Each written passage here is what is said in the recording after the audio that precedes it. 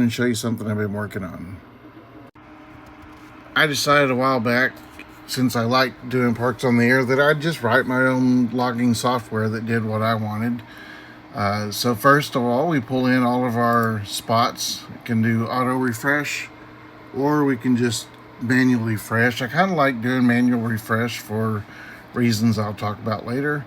And if I want to do a specific band, I can select the band I want. If I want to do a specific mode, I can turn off mode. So if I only want to do sideband, I can just set it to phone.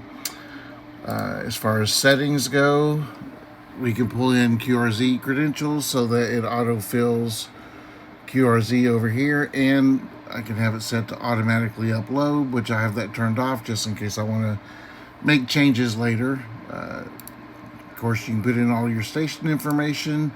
I've got it set up with cat control for the DX10. I do have some WSJTX integration. I'm still working out some kinks on that. And then rig control if you want to have this software control WSJTX. But we'll explore that later. Right now, we're just going to go simple cat control. A couple things that I think are unique. You can put your single sideband power, and this is kind of a percentage. It's not actual watts, even though it says watts. I left it that because for me, 100 is 100 watts. I have a 100 watt radio, and then the data power is 40%. So on data and CW, I'm going to be running 40 watts. So leave that as it is. So now if I change the frequency, so 255, if I go to 28480, we'll see that it automatically changes over here and does the power out at 2480. And so it makes hunting these parks a lot easier. So I refresh, and the newest one here is a minute ago. Can't hear them. Got a lot of noise on my end. Let's try this one. Can barely hear them.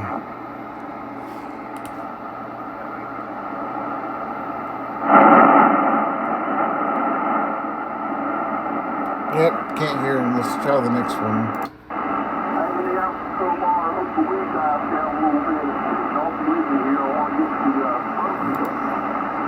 Find someone we can hear. Okay, here we go.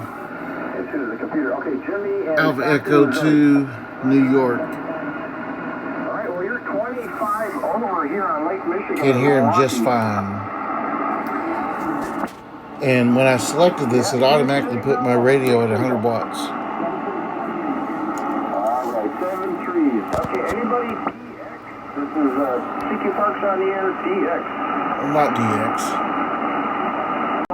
CQ Parks on the air for the next call. Let's take somebody DX outside of the United States or Canada. Okay, here's someone different. Alpha India 5 Kilo Papa. Alpha India 5 again?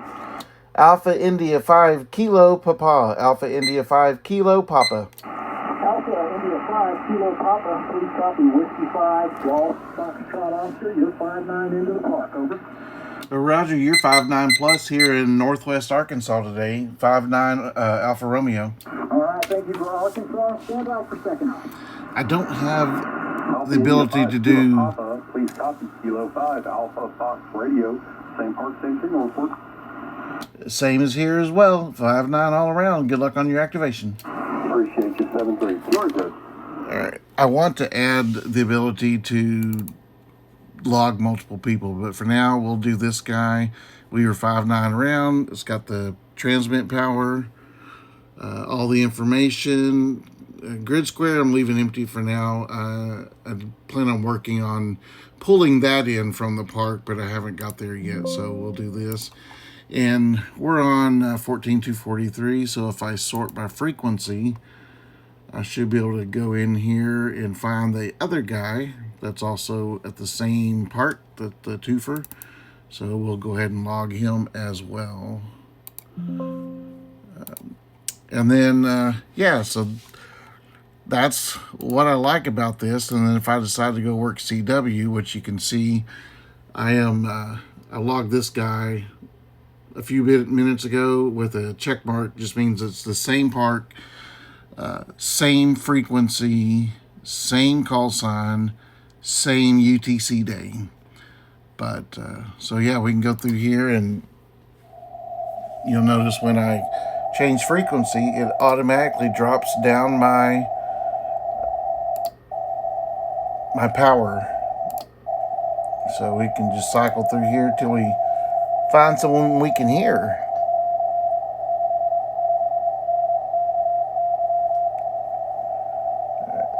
Now, is that, you gotta listen carefully, is that the activator or someone making contact?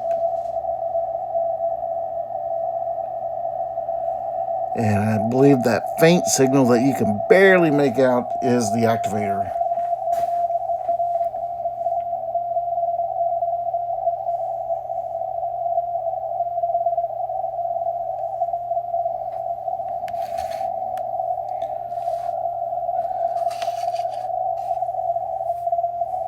I leave that CW decoder window up on CW, but I rarely get it to decode. I just have to do it by ear. Let's find someone we can hear. At least make one contact. Alright, here's one we can hear both sides. We're at 0.037. See if we can get this to work. He sounds like he's about 12. See if we can get a center on the frequency.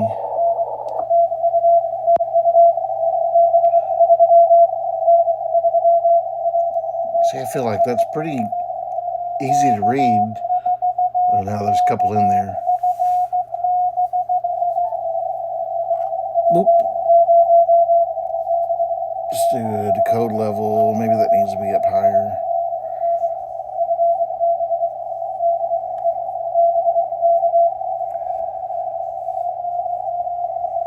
Okay.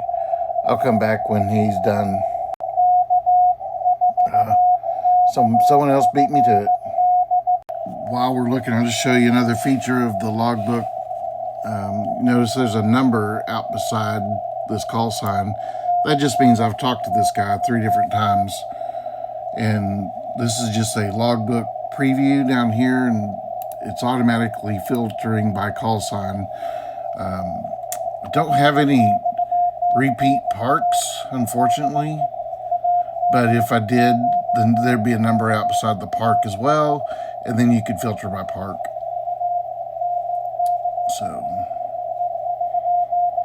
for now, let me find someone else to listen to, and then I'll show you the upload feature. Well, people are just jumping all over those, and I'm not fast enough. So, let me just show you. I don't have auto upload, so if I can go over here, I can view the logbook, and it'll show me my logbook, and it'll also show if it's been uploaded to QRZ. I'm working on a Logbook of the World implementation, but for now it's just QRZ. And then when you go upload, it's going to automatically say these guys have not been sent, and they're the ones I've talked to today. And yeah, so we'll just upload those, and boop, it's going to upload all 10. And when it's done, it'll say I had a total of 10, successful 10, no duplicates and no failures. And so that's done, and those are uploaded. But yeah, that's what I'm working on.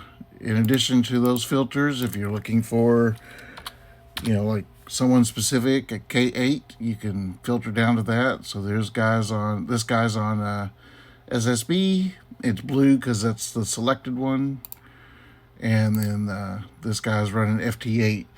And again, I do have FT8 support, but it's got some kinks I'm working on. So anyway, that's what I got. Just thought I would show you guys.